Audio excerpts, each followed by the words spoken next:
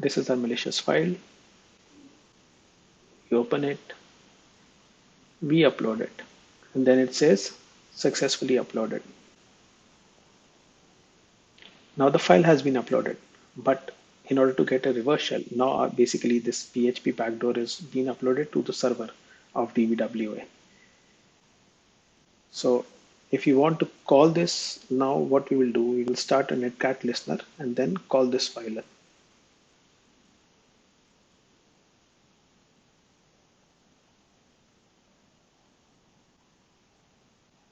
So command to generate a netcat listener like is this, because in that our code also, right, we inserted the, like we want a connection on the port 4444. So I have started a netcat listener on the port 4444.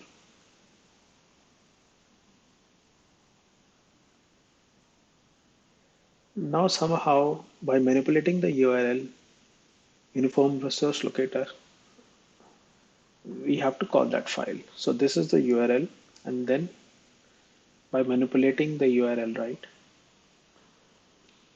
I have to call that file. Now you see that we have a reverse connection at this one. Now we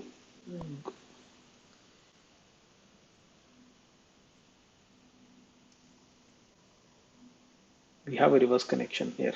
So if you type OMI ls pwd, so it will show you that which present working directory you are inside. We are already inside the application server. Now you can go and look at the files, critical files. This is kind of a vulnerability. So usually when we have a reverse connection, right, what we do, we try to exploit it further by doing some privilege escalation. Privilege escalation means going from a normal user to a root user. So there is an automated tool which is LinPEAS, which is available on GitHub, and you can directly call it inside the server. So I have, this is the command to execute that. Now you just have to wait and let the script of LinPEAS perform the privilege escalation, and it will give you the detailed vulnerabilities and things you can exploit.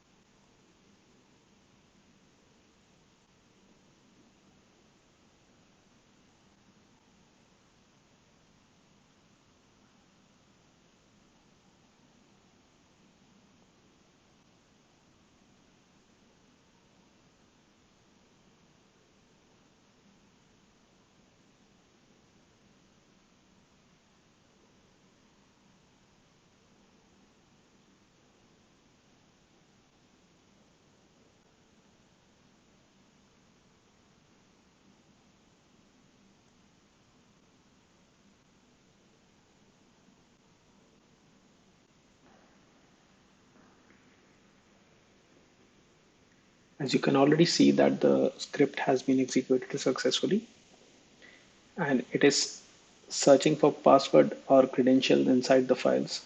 So it got some files as well.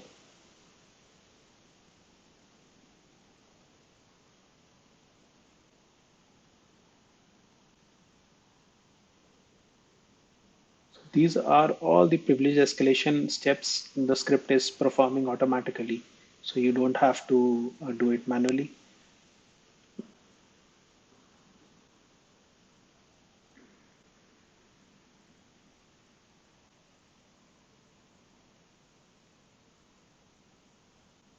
As you can see, a very detailed result of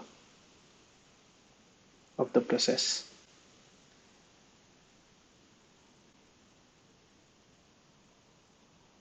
All the things in red, you can find the low-hanging fruits inside it, which you can exploit and get an elevated privilege, which usually hackers do.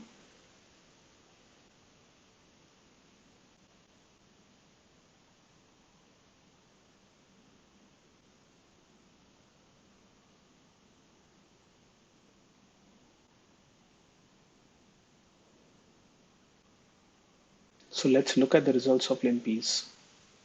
So we are inside the web application DVWA. I triggered this command, which is automatic privilege escalation check via LinPEAS. Then let's look at the results of LinPEAS. So it says like red and yellow 97, 95% are PE vector. PE means like potential impact. You should take a look at it. So it says it's giving you suggestions that yes, it's red. You should take a look at it. If the color is cyan, uses with console, blue, uses without console, and modulated devs. Okay, it's giving us users also, like if they're users inside the system or not. So this is a basic information given by the automated script of LinPEAS. So it has given you a detailed information of the system information, like on which system the application is hosted and like what's the kernel of it, what's the Linux version, and even if you can see right, ARM64, which is my processor. So it's even giving the processor information of that. So this is how powerful LinPEAS is. System information, sudo versions. It will give you the path,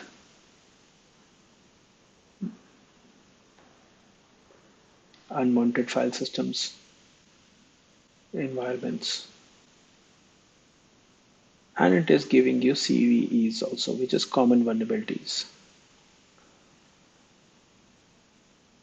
which you can exploit and like hack the application. Basically, this is how hacking is performed, but it's a very, you can say, you need to have some patience to do it.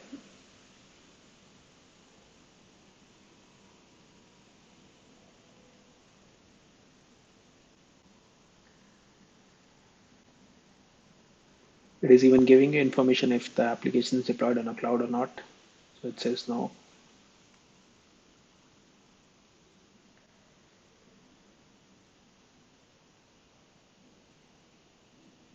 Binary processes permissions, not root, not beacon.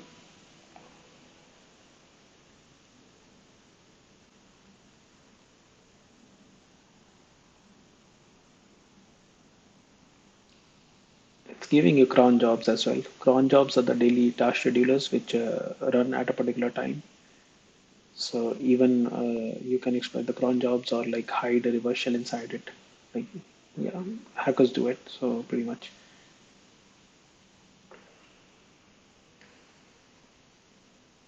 As you see, like we have a very detailed information after running the script of basically it's for just for demonstration purposes how we use it.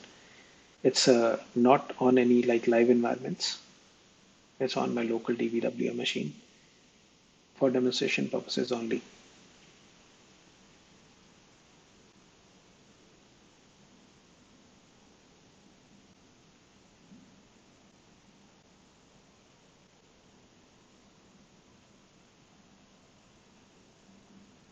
It's even given us the information of like what's the database information is.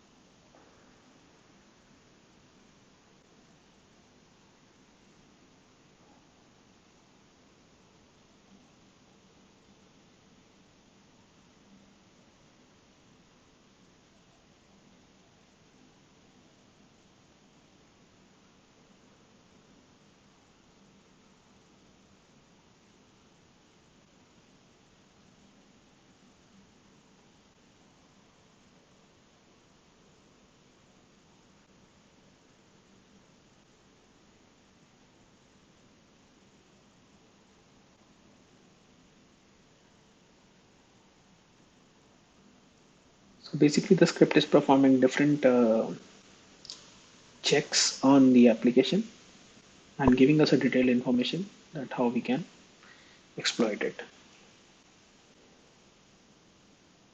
So that's how we can exploit the file upload vulnerability.